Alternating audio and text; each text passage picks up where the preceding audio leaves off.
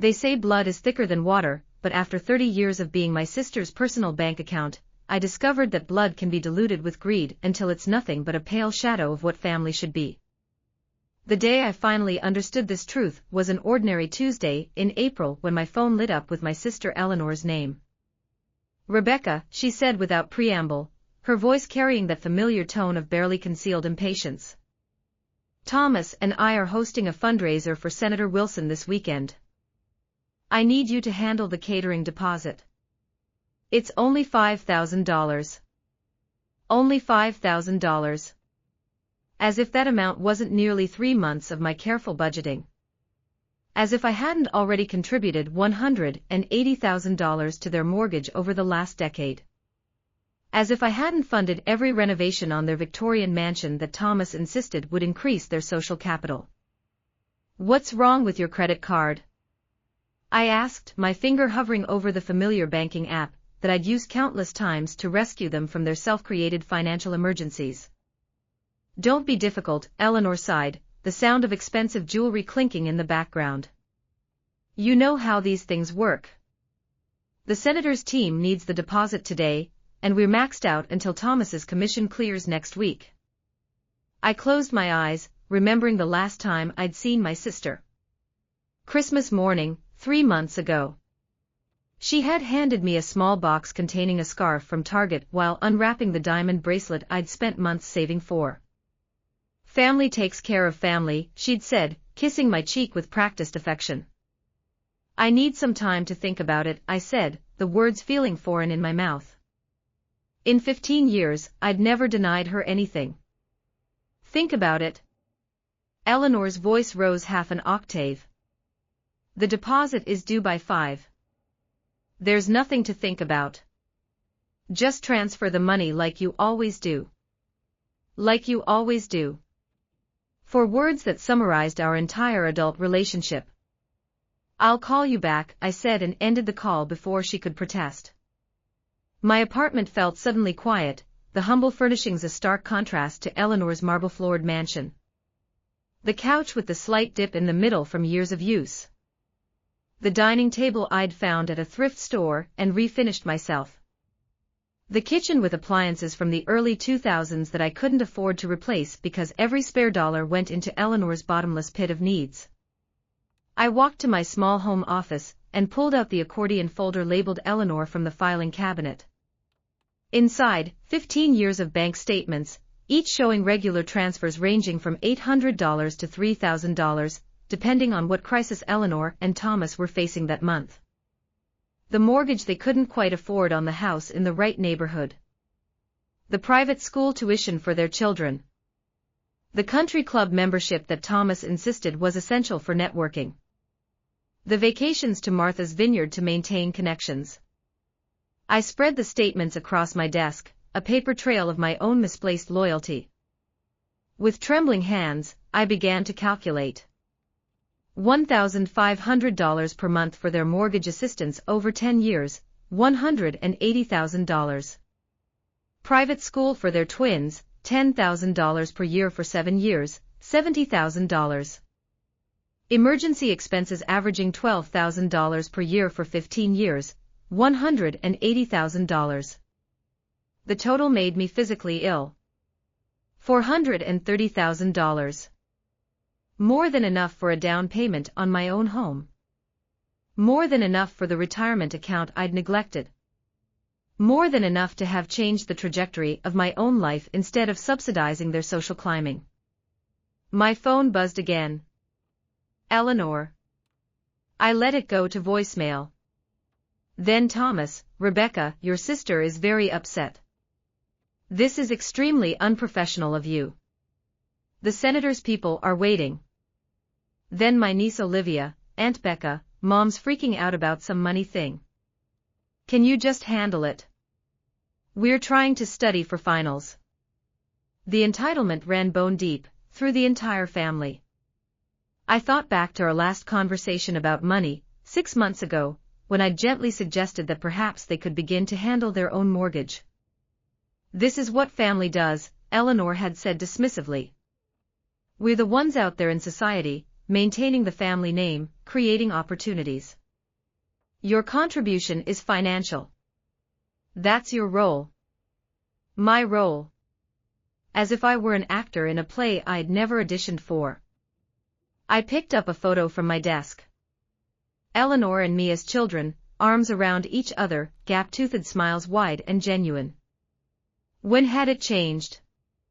When had I become an ATM with inconvenient emotions instead of her sister? My phone buzzed again. Eleanor. I've been calling you for an hour, she snapped when I answered. The caterer needs the deposit now. I've been doing some calculations, I said, my voice steadier than I expected. Do you know how much money I've given you over the years? Given me? She laughed, the sound brittle. Rebecca, don't be dramatic. We're family. There's no yours and mine, we're in this together. Are we? When was the last time you invited me to one of your social events?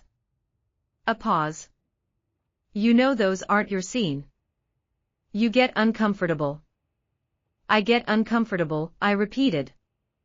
Or I make you uncomfortable. Rebecca, what is this about? We don't have time for whatever midlife crisis you're having.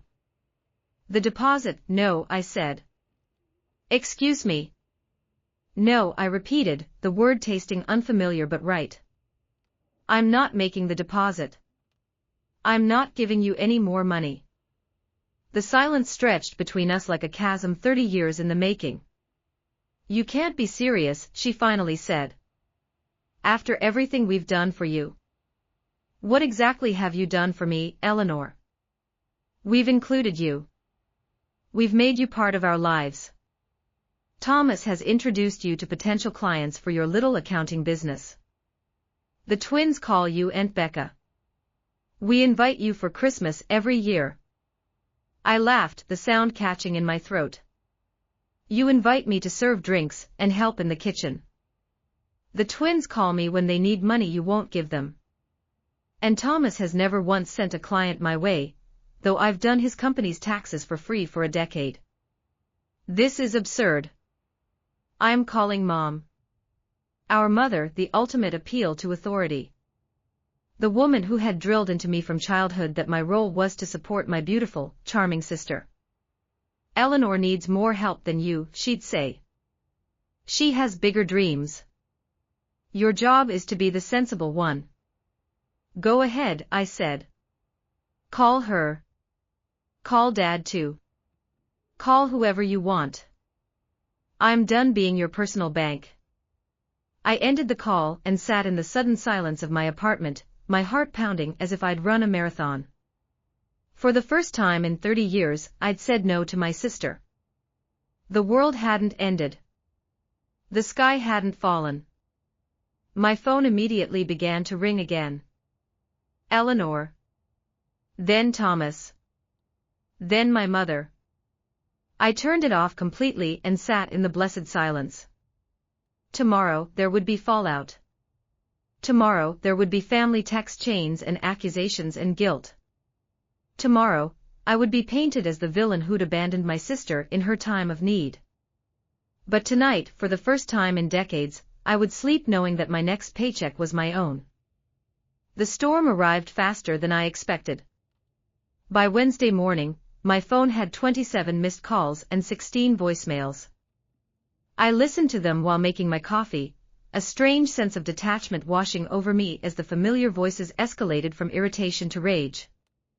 Eleanor, this is completely unprofessional and embarrassing. Call me immediately. Thomas, your sister is in tears. I hope you're satisfied with yourself.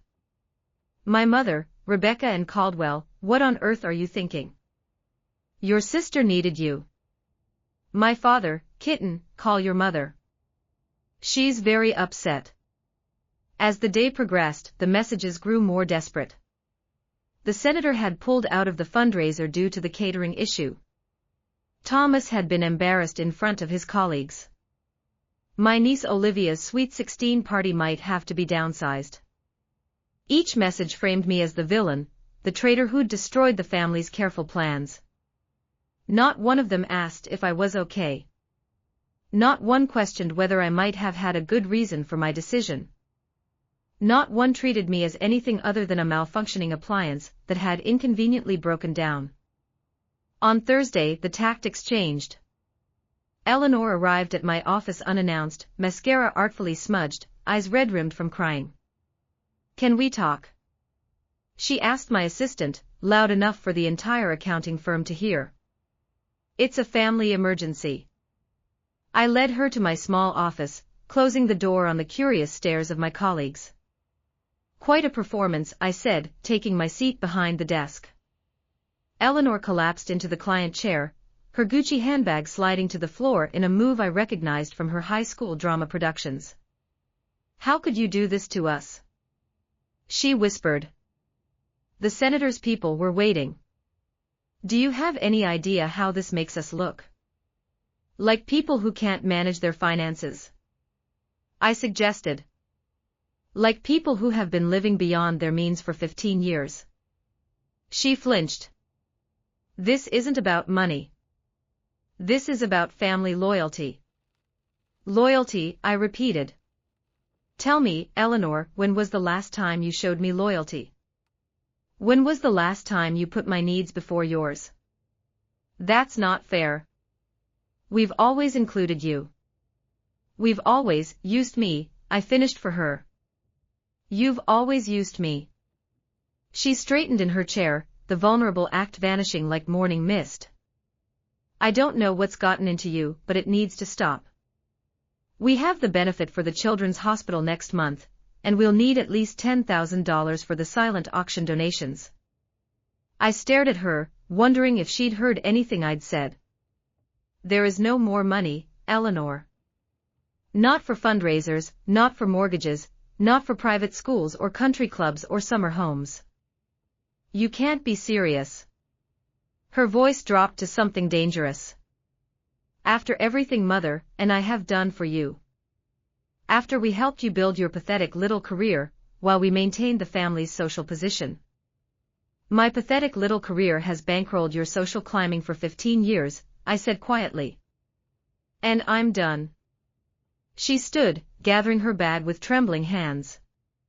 "You'll regret this, Rebecca. When you're old and alone, with no family to care for you, you'll remember this moment and wish you'd made a different choice." The threat hung in the air between us, but instead of the usual fear and guilt, I felt oddly calm. "I'm already alone, Eleanor. I've always been alone.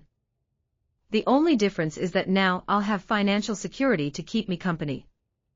She left without another word, the scent of her expensive perfume lingering in my small office like an accusation. By Friday, the battle lines had been fully drawn. My parents arrived at my apartment with takeout food and grim expressions, prepared for an intervention. "Sit down, Rebecca," my mother said, arranging containers of Chinese food on my small dining table. "We need to talk about what's happening with your sister." I took my usual seat, the one I'd occupied for 4 decades of family discussions. The peacemaker. The reasonable one. The one who would eventually cave to keep the peace. "Not today. I know exactly what's happening with Eleanor," I said. "She's finally facing the consequences of her financial decisions." My father shifted uncomfortably. "Kitten, your sister has certain obligations that you don't understand. The social world she and Thomas inhabit requires her sister to sacrifice her own financial future." I interrupted.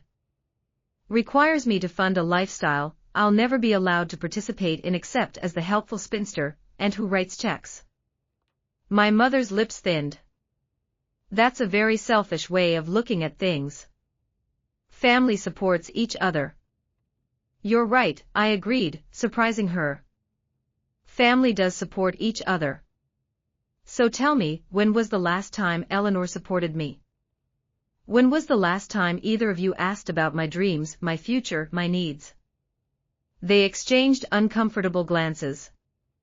"You've always been the strong one," my mother said finally. "You've never needed the kind of support Eleanor does." I've never been allowed to need support, I corrected her. I've been assigned the role of supporter since we were children. Help your sister with her homework, Rebecca. Let Eleanor have the front seat, Rebecca. Give your sister your allowance for the school dance, Rebecca. My entire life has been shaped around Eleanor's needs. My father looked pained. We never meant to. Yes, you did, I said gently. You absolutely meant to. You decided early on that Eleanor was the special one, the one who deserved more, and I was the reliable one who would make it happen. And I accepted that role because I wanted your approval. But I'm done now. My mother pushed her plate away, appetite gone. So that's it. You're just abandoning your sister when she needs you most. Eleanor doesn't need me, I said. She needs my money. There's a difference. And you're just going to let her suffer. My mother demanded. Let her lose her house. Let the twins have to change schools in their senior year. I looked at her directly. Eleanor makes more than enough money to live comfortably. Thomas's real estate business is thriving. They choose to live beyond their means because they've always had me as a safety net. That's over now. I never thought I'd see the day when my own daughter became so cold, so selfish, my mother said, tears filling her eyes. What happened to family first? I am putting family first, I said. For the first time in my life, I'm putting myself, part of this family, first. They left an hour later, takeout containers mostly full, the weight of their disappointment hanging in the air like a storm cloud.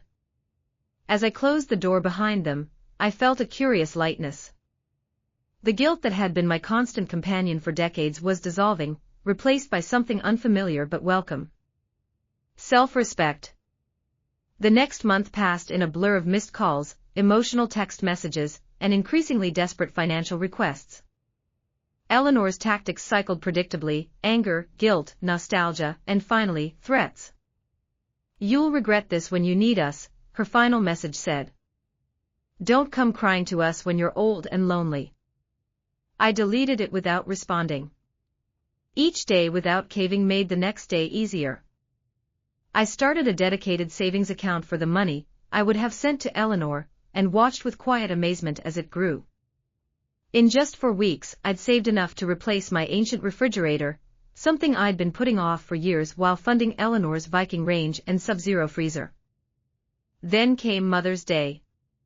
Traditionally, I would host a brunch at my apartment, spending weeks planning a menu that would please Eleanor's sophisticated palate and hours cleaning my quaint, her word, apartment to meet her standards.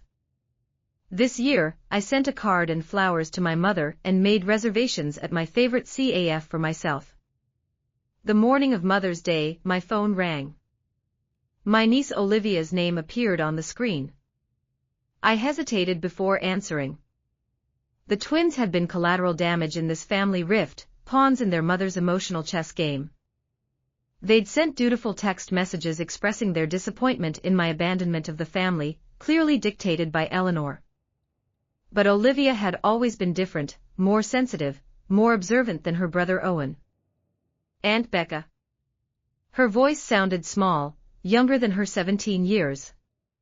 Hi, sweetheart, I said, surprising myself with the rush of affection I still felt. How are you? Not great, she admitted. Everything's weird at home. Mom cries a lot. Dad's hardly ever around. And they told us we might have to move schools next year because of financial adjustments. Eleanor's euphemism for the consequences of her overspending. I'm sorry to hear that, I said carefully. Change can be hard. They said it's your fault, she continued. That you abandoned the family when we needed you most. But that doesn't sound like you. A lump formed in my throat. It's complicated, Liv. Mom says you've become selfish and bitter. What do you think? I asked. A pause. I think I don't know the whole story. And I think maybe Mom doesn't like that you finally said no to her. Smart girl. Always had been. Would you tell me? She asked. Your side, I mean. No one else will. We met at a coffee shop halfway between our homes, neutral territory in this new Cold War. Olivia arrived looking like a younger version of her mother, same honey blonde hair, same delicate features, but with a thoughtfulness in her eyes that Eleanor had never possessed. Thanks for meeting me, she said, sliding into the booth across from me. I told Mom I was studying at the library. I pushed a mug of hot chocolate toward her. Your favorite. With extra whipped cream. She smiled, a genuine expression that made her look her age. You remembered. Of course I did. I'd been buying her hot chocolate since she was 3 years old, a small ritual between us that had somehow survived all these years. So she said, wrapping her hands around the mug. What's really going on? Why did you suddenly cut Mom and Dad off? I considered how to explain 15 years of financial exploitation to a teenager who'd grown up benefiting from it. Your mother and I have a complicated relationship, I began.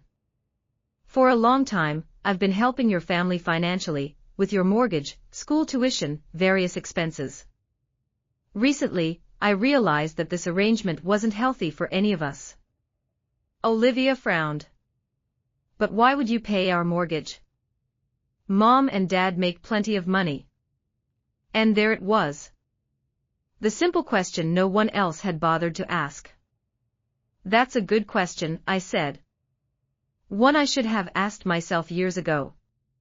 Your parents do make good money, more than enough to live comfortably. But they choose to spend beyond their means, and I've been enabling that by covering the shortfall. So all those times Mom said you were contributing to the family.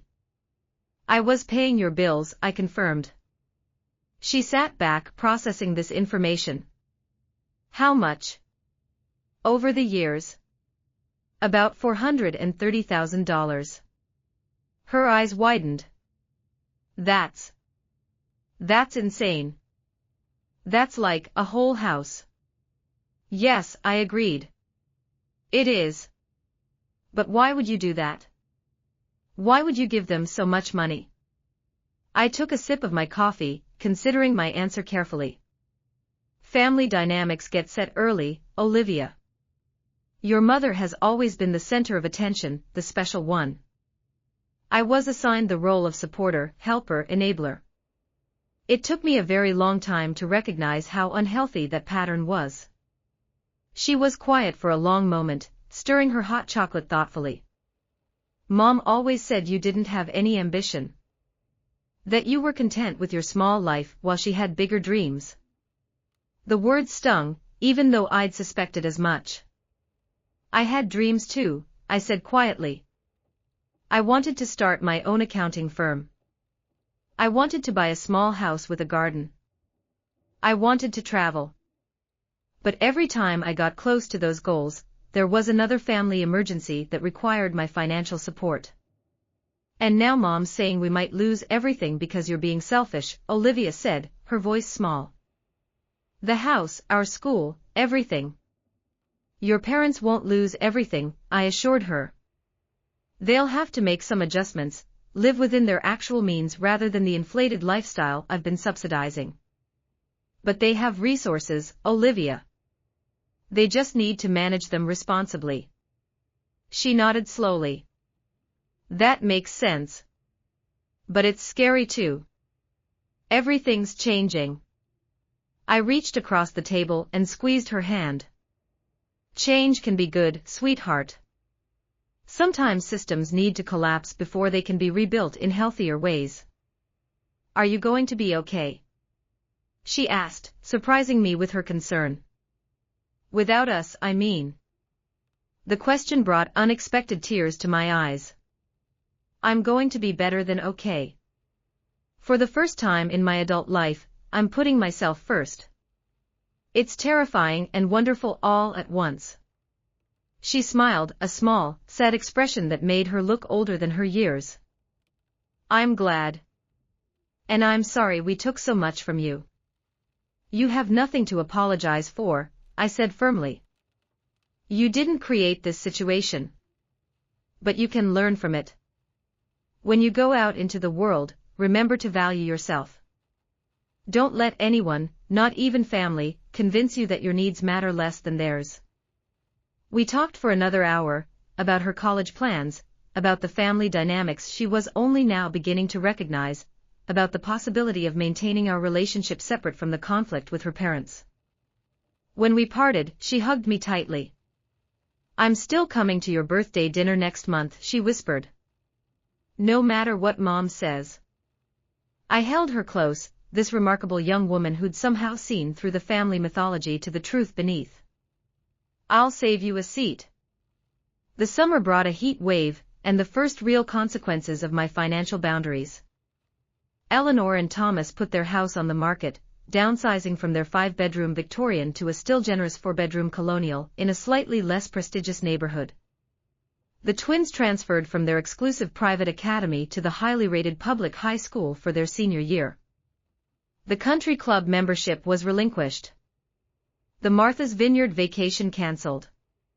Each change was announced to the extended family with martyred sighs and pointed references to my cruelty. "We're making the best of Rebecca's abandonment," Eleanor would say at family gatherings I was no longer invited to attend. "The children are being so brave about their reduced circumstances." I heard it all secondhand from my cousin Jennifer, who had unexpectedly become my ally in this family schism. "It's ridiculous," she told me over lunch in July. "The way Eleanor talks, you'd think they were moving to a cardboard box under a bridge instead of a beautiful house in Oak Park." I smiled, picking at my salad. Eleanor has always had a flair for the dramatic. "The really crazy thing is that no one in the family ever questioned why you were paying their mortgage in the first place," Jennifer said, shaking her head. "It was just accepted as normal that you would bankroll their lifestyle while they treated you like the poor relation." "Family patterns are powerful things," I said. "We all played our assigned roles without question for a very long time." "Well, I'm glad you finally broke the pattern," Jennifer said firmly. "And for what it's worth, I think it's making Eleanor grow up a little." Thomas too. He's actually working full-time for the first time in years. This was news to me. Thomas had always maintained that his real estate business required a flexible schedule, which seemed to include a remarkable amount of golf and long lunches. "How do you know that?" I asked. "He sold my friend Sarah's condo last month," Jennifer said.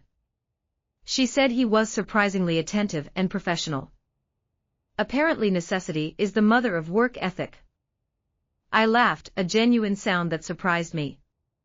6 months ago, I would have worried about Thomas's business, would have felt responsible for his success or failure. Now I could appreciate the irony without taking on the burden. "And the twins?" I asked, my one remaining concern in this family drama. "Olivia's thriving, from what I hear. She's made new friends at the public school, joined the debate team.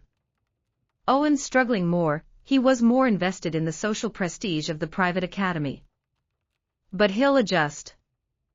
I nodded, relieved. My weekly coffee dates with Olivia had confirmed much of what Jennifer was saying. My niece was discovering a world beyond the narrow confines of wealth and status that her parents had constructed, and she was blooming in the process. "And how are you?" Jennifer asked, studying me with genuine interest. "Really?" I considered the question, still unused to being asked about my own well-being rather than Eleanor's. "I'm recalibrating," I said finally. "Learning who I am without the role of family savior. It's disorienting sometimes, but in a good way." "You look different," she observed. "More relaxed. You've lost that worried look you always had." "I've lost about 170 pounds of financial stress," I said dryly. "It suits you," Jennifer said, raising her glass in a toast. "To freedom." "To freedom," I echoed, clinking my glass against hers. Later that evening, as I was preparing for bed, my phone rang with an unfamiliar number. Normally I would let unknown calls go to voicemail, but something prompted me to answer. Rebecca Caldwell? A man's voice asked. Yes, this is Rebecca. This is Richard Thomas from Westlake Investment Group. I'm calling because your name was given to me by Olivia Wilson as a potential client. She speaks very highly of your financial acumen. I sat down on the edge of my bed, momentarily speechless. Olivia Wilson was Eleanor's closest friend, a society matron who had always treated me with polite dismissal at the few events I'd been permitted to attend. Ms. Caldwell. Are you there? Yes, sorry, I said quickly. I'm just surprised. How do you know Olivia?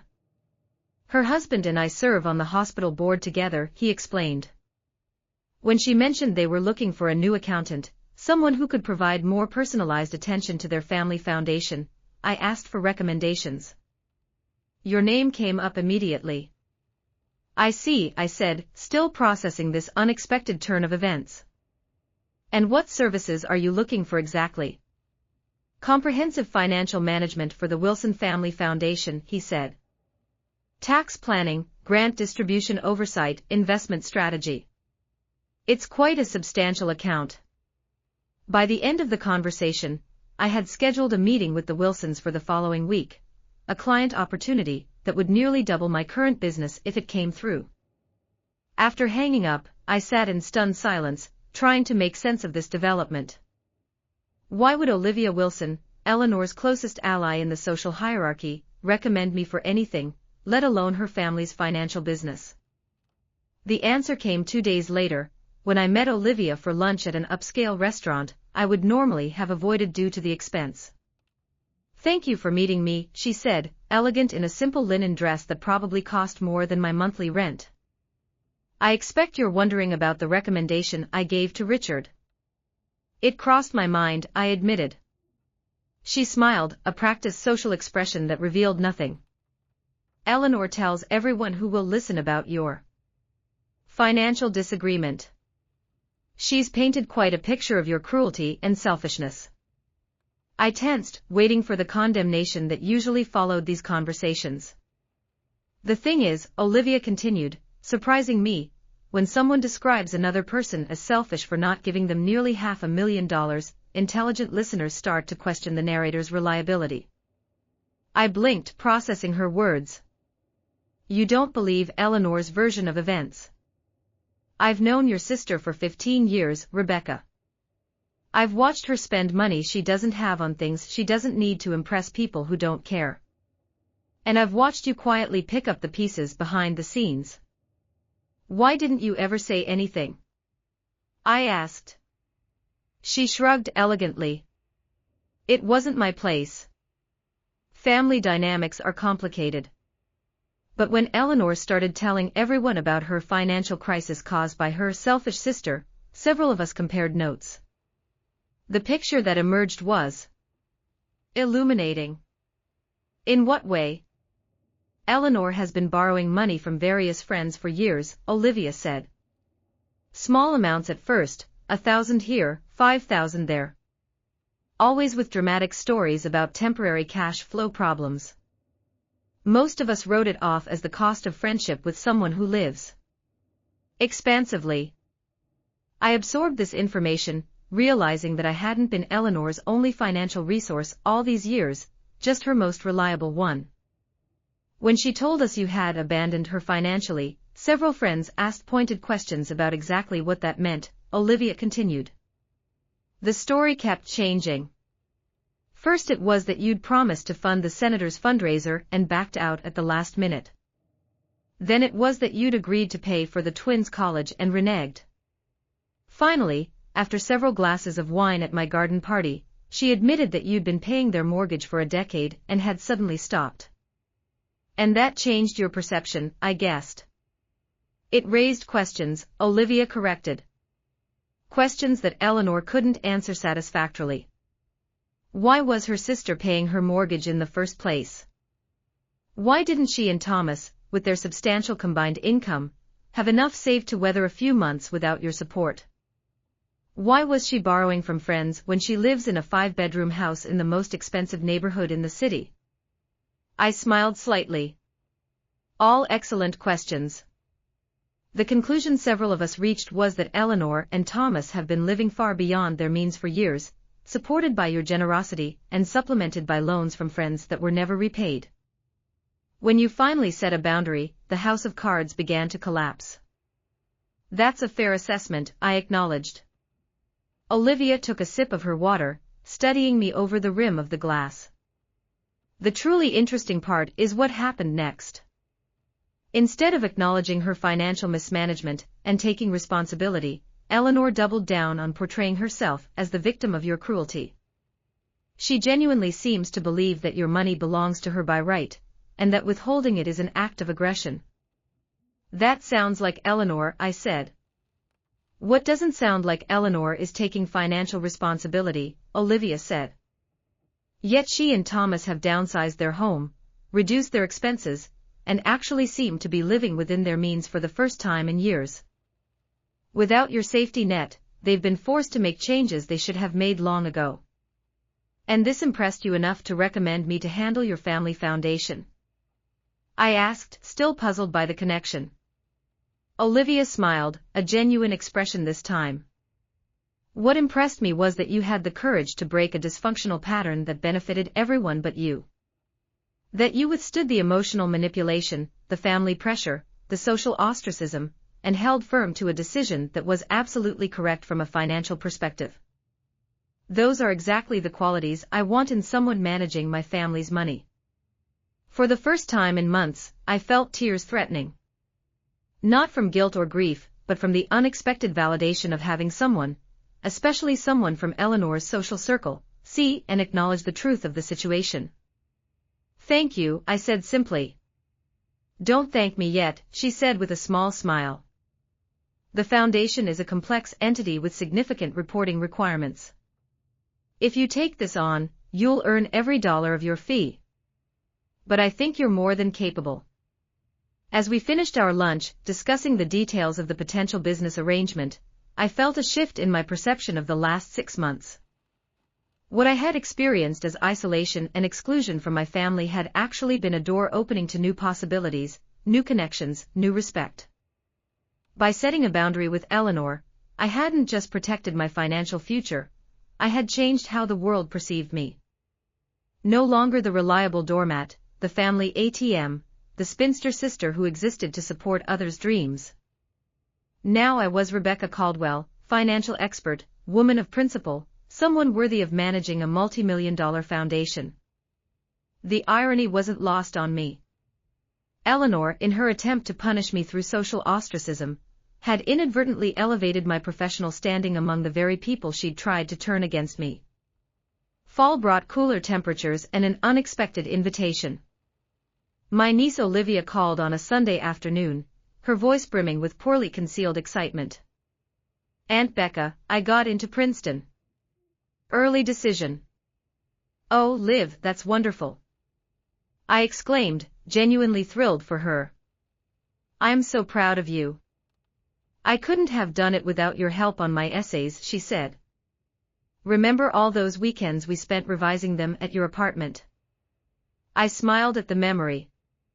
While Eleanor and Thomas had been focused on Owen's football recruitment, Olivia had quietly been working on her college applications with my assistance, a secret collaboration that had strengthened our bond.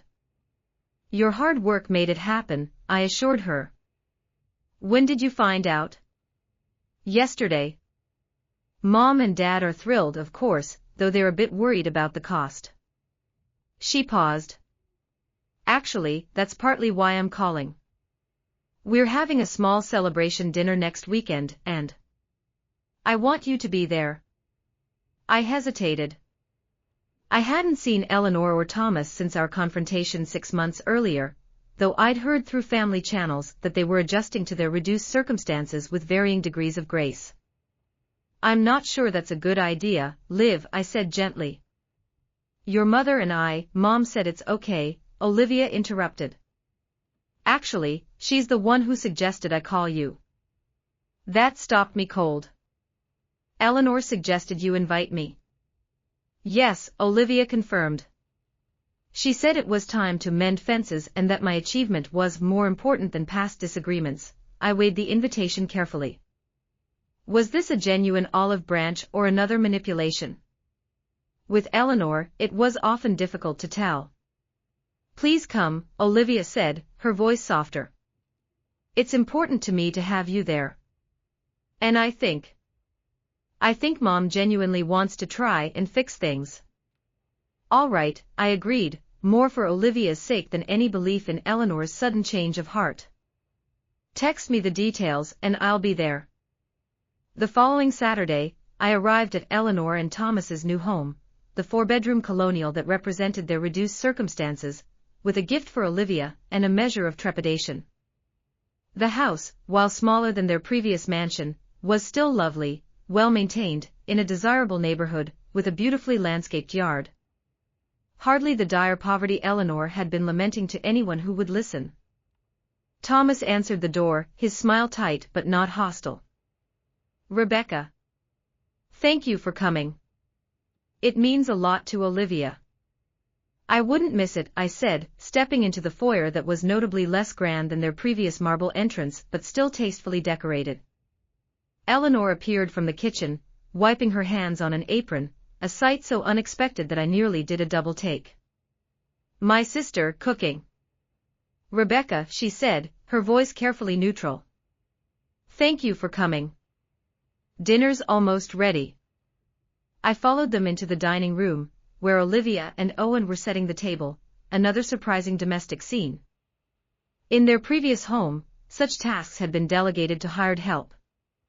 Aunt Becca. Olivia rushed over to hug me. I'm so glad you came. Owen offered a more reserved greeting, still clearly unsure where his loyalties should lie in this family conflict. The tension was palpable as we sat down to dinner, conversation limited to safe topics: the weather, Olivia's Princeton plans, Owen's college recruitment visits. It wasn't until dessert, a homemade apple pie that Eleanor announced she'd baked herself, that my sister finally addressed the elephant in the room. Rebecca, she said, setting down her fork. I owe you an apology. I nearly choked on my pie. In 45 years, I had never heard Eleanor apologize for anything. The past 6 months have been educational, she continued, choosing her words carefully.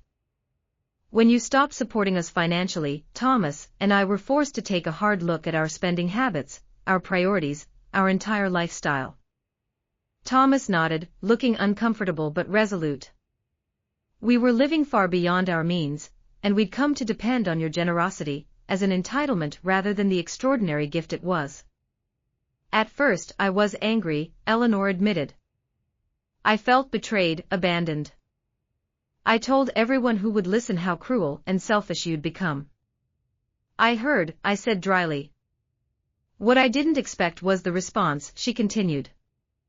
Instead of the universal sympathy I anticipated, people started asking questions. Uncomfortable questions about why my sister was paying my mortgage in the first place. Why, with our combined income, we couldn't manage our own expenses. Why we felt entitled to your financial support. Those are good questions, I said. They're humiliating questions, Eleanor corrected me, a flash of her old defensiveness showing through. But they're fair ones.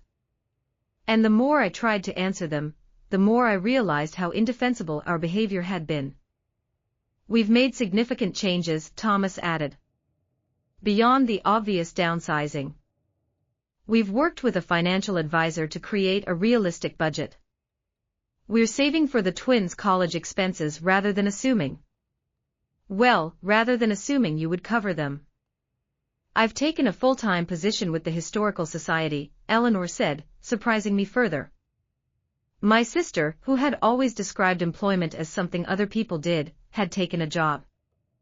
The salary isn't substantial, but it helps, and I find I actually enjoy the work. I looked around the table at the 4 of them, Eleanor, Thomas, Olivia, and Owen, trying to reconcile this new version of my family with the entitled people who had exploited my generosity for years. Why are you telling me this? I asked finally. Eleanor exchanged a glance with Thomas before answering. Because Olivia helped us see how unfairly we've treated you. Because the changes we've been forced to make have actually improved our lives in unexpected ways. And because. She hesitated. Because you're my sister, and I miss you. You miss my financial support, I corrected her. No, she said firmly. I've accepted that chapter is closed. We're on our own financially, and that's appropriate. What I miss is my sister. The person who has always been there for me, who knows our shared history, who remembers Mom and Dad when they were young and healthy. Our parents, now in their 70s, had been caught in the middle of our estrangement, trying unsuccessfully to mediate a reconciliation without acknowledging the unhealthy dynamics that had caused the rift. It took losing your support to make me realize how much I've taken you for granted, Eleanor continued. Not just your money, but your time, your emotional support, your presence in our lives. The twins miss their aunt. Thomas and I miss our sister and sister-in-law. We're not asking for financial help, we're asking for a chance to rebuild our relationship on healthier terms. I studied her face, looking for signs of the manipulation that had characterized our interactions for decades. What I saw instead was something unfamiliar: humility, genuine regret, and a tentative hope. This is a lot to process, I said finally. 6 months ago, you were telling everyone who would listen that I was cruel and selfish for setting a financial boundary. Now you're saying you've seen the light and want a relationship based on mutual respect rather than financial dependence. I understand your skepticism, Eleanor said. I haven't given you much reason to trust my sincerity. All I can say is that losing your support was the wake-up call we needed. We're different people now, or at least, we're trying to be. We don't expect you to forgive us overnight, Thomas added. We know we've done significant damage to our relationship. We're just asking for a chance to show you that we've changed. I looked at Olivia, who was watching the exchange with hopeful eyes. What do you think about all this? I asked her. They really have changed, Aunt Becca, she said earnestly.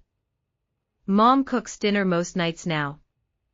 Dad's working regular hours at the real estate office. We talk about budgets and financial responsibility as a family. It's weird, but in a good way. Owen nodded in reluctant agreement. Yeah, it was rough at first, changing schools and everything. But it's actually kind of cool seeing Mom and Dad figure stuff out instead of just, I don't know, expecting things to magically work out. I turned back to Eleanor. I appreciate what you're saying. I really do. But trust takes time to rebuild, and we have decades of unhealthy patterns to overcome. We know, she said. We're not asking for instant forgiveness or to pick up where we left off. We're asking for a chance to build something new. Something better. I considered her words, weighing them against our shared history. The easy thing would be to reject this overture, to protect myself from the possibility of being hurt or exploited again. But the harder, more courageous choice was to cautiously open the door to reconciliation, with clear boundaries intact. I'm willing to try, I said finally. Slowly, with realistic expectations. No financial entanglements, no assumption that I'll drop everything when you call, no returning to old patterns. That's fair, Eleanor agreed, relief evident in her voice. More than fair, given everything that's happened. And I want family therapy, I added. If we're really going to build a healthier relationship, we need professional help to navigate the process. Thomas looked uncomfortable at this suggestion, but Eleanor nodded immediately. I've actually been seeing a therapist myself for the past few months. She's helped me understand some of the patterns in our family, and my own contribution to them. Family therapy is a good idea. The conversation shifted then to more practical matters: how to proceed with rebuilding our relationship, what boundaries needed to be established, how to involve our parents in the healing process. By the time I left that evening, we had a tentative plan for moving forward, one that acknowledged the harm that had been done while creating space for growth and change. As I drove home, I reflected on the unexpected turn the evening had taken. 6 months ago, I had set a boundary that I expected would permanently alter, perhaps even end, my relationship with my sister. Instead, it had created the conditions for transformation, not just in Eleanor and her family, but in me as well. I had discovered my own strength, my capacity to stand firm in the face of emotional manipulation and social pressure. I had built new relationships, expanded my business, and begun to create the life I'd deferred for decades while supporting Eleanor's dreams. And now, surprisingly, I had the opportunity to build a new relationship with my sister, one based on mutual respect rather than financial dependence. Whether that opportunity would bear fruit remained to be seen, but the mere possibility represented a kind of victory I hadn't dared to imagine. As I pulled into my apartment complex, my phone pinged with a text from Olivia, "Thank you for coming tonight. It meant everything to have you there. Love you, Aunt Becca." I smiled as I typed my reply, "Wouldn't have missed it for the world. So proud of you. Love you too." Some inheritances come in the form of money or property, passed from one generation to the next. Others are more insidious, patterns of behavior, unspoken expectations, roles assigned in childhood that shape entire lives. The true value of an inheritance lies not in its dollar amount, but in what it costs you to accept it. For 30 years, I had accepted the inheritance of being my sister's keeper, her financial safety net, her perpetual support system. The price had been my own dreams, my financial security, my self-respect. In rejecting that inheritance, I had claimed something far more valuable, the right to define my own worth, to establish my own boundaries, to create a life that reflected my values rather than someone else's expectations. That was an inheritance worth keeping, one I could pass on to Olivia and Owen as they moved into adulthood, a legacy more valuable than any financial support I could have provided. Family takes care of family. Eleanor had been right about that all along. She had just misunderstood what taking care truly meant. It wasn't about endless financial sacrifice or enabling unhealthy dependence. It was about having the courage to break destructive patterns, even when doing so caused temporary pain. It was about creating the conditions for growth, for change, for genuine connection based on mutual respect rather than obligation. As I unlocked my apartment door, I felt a sense of peace that had eluded me for decades. Whatever happened next with Eleanor and her family, whether our reconciliation flourished or faltered, I had finally learned the most important lesson of all: taking care of family starts with taking care of yourself. And that, in the end, was the last inheritance I needed to claim.